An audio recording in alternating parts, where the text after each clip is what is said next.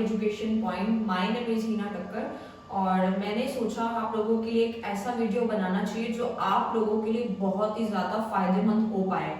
वो कैसे होगा? अगर आप कोई भी चीज़ पढ़ रहे हैं और आपको ये नहीं पता कि वो कितने मार्क्स की आने वाली है और आपको कौन कौन से टॉपिक कवर करके वो मार्क्स गेन करने हैं, तो ये चीज़ आपको सबसे पहले पता होनी चाहिए। इसीलिए मैंने आप लोगों के लिए वीडियो बनाया है।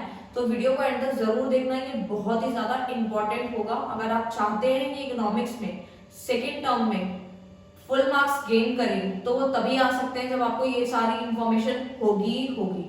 तो वीडियो को स्टार्ट करते हैं।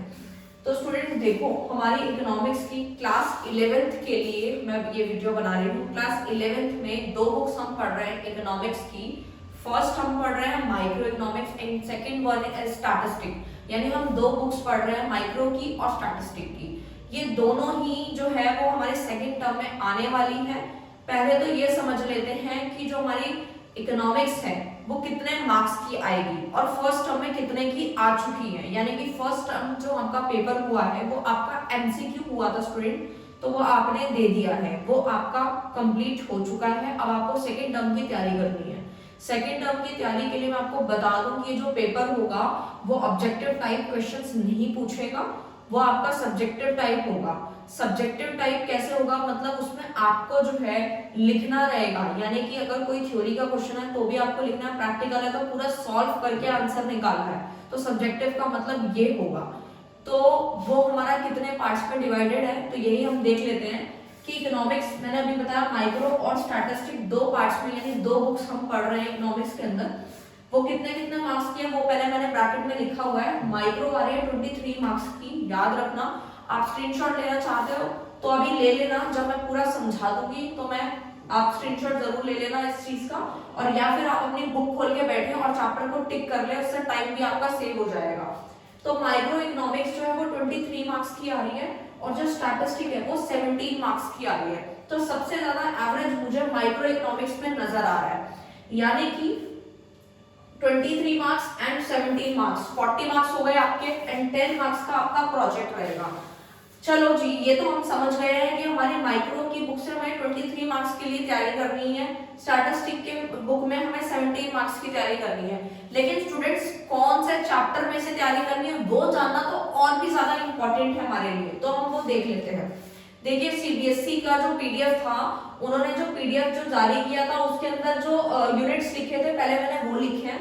उसके बाद आपके लिए ये नीचे चैप्टर्स भी लिखे हैं, क्योंकि काफी सारे स्टूडेंट परेशान हो जाते हैं, उन्हें समझ नहीं आता। जैसे कि उनकी पीडीएफ में लिखा है प्रोड्यूसर बिहेवियर और सप्लाई 13 मार्क्स का है, लेकिन इसका मतलब ये नहीं है स्टूडेंट्स कि आपको सिर्फ प्रोड्यूसर बिहेवियर ही पढ़ना है और सप्लाई पढ़ के 13 मार्क्स आ जाएंगे, तो ऐसा नहीं होने वाला। आपको कौन कौन से चैप्टर की तैयारी करनी है, उसके बाद आपके जो है ये 13 मार्क्स पूरे कंफर्म होंगे। तो सुन लीजिए, बुक में टिक लगाते रहो जल्दी से जल्दी।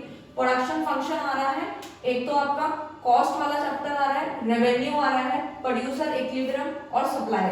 यानी कि सिंपल लैंग्वेज में बोलूं तो जो चैप्टर फर्स्ट टर्म में आ चुके हैं आपकी माइक्रो की बुक से, उसको हटा के जो जितने बच गए हैं वो सारे चैप्टर आपके टर्म 2 में आ रहे हैं। तो टिक लगा लेना। इस प्रोड्यूसर बिहेवियर और सप्लाई की यूनिट में ये सब कुछ कवर कर रहा है। प्रोडक्शन फंक्शन भी, cost, revenue, producer equilibrium and supply. ये आपका टोटल 5 चैप्टर हैं जो आपके 13 मार्क्स आपको दिलवाएगा। ठीक है, तो ये आपका जो है इसमें थ्योरी भी रहेगी, न्यूमेरिकल्स भी आएंगे, उसको बहुत अच्छे से करना है। इतने अच्छे से कर लेना है आपको कि आपके 13 मार्क्स में से 13 आपको मिल ही जाए। ठीक है, फिर उसके बाद हम समझ लेते हैं कि 13 मार्क्स तो ये हो गए, लेकिन माइक्रो तो 23 मार्क्स की आ रही है, तो बाकी के 10 मार्क्स कहाँ से आ रहे हैं?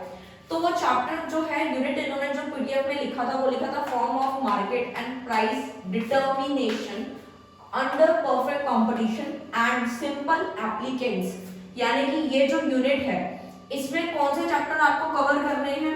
एक तो main market form and price determination and simple applicant. जो पीछे के 10 और 11 चैप्टर जो बच गए हैं, यानी मार्केट वाला पूरा ऑल ओवर चैप्टर जो है मार्केट का, वो आपका 10 मार्क्स का आ रहा है। यानी अगर आप चाहते हैं कि माइक्रो इकोनॉमिक्स में से जो मार्केट वाला चैप्टर है अगर आपने वो भी कर लिया तो 10 नंबर आपके पक्के ही हैं। यानी कि इस 13 मार्क्स को लेने के लिए आपको 5 चैप्टर की तैयारी करनी पड़ेगी और अगर आप सिर्फ मार्केट पढ़ रहे हैं तो आपको सिर्फ 10 मार्क्स की तैयारी करनी है। दोनों को मिलाकर आपको 23 मार्क्स जो है गेन हो जाएंगे।